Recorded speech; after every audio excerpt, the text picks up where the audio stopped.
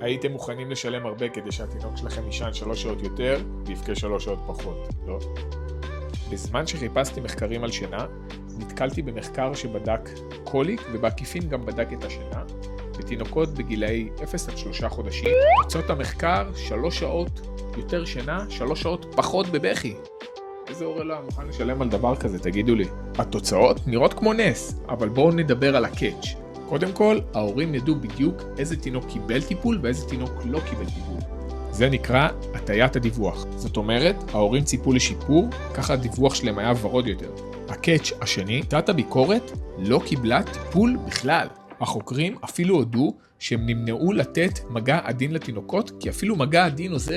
הם הודו שמגע עדין עובד גם בלי כל הסיפורים על שחרור עצבים והזזת עצמות גולגולת. תוסיפו לזה הדרכה מפורטת לתנוחות החזקה ועיסויים ביתיים. אז מה באמת עזר פה? בשורה התחתונה, מגע עובד.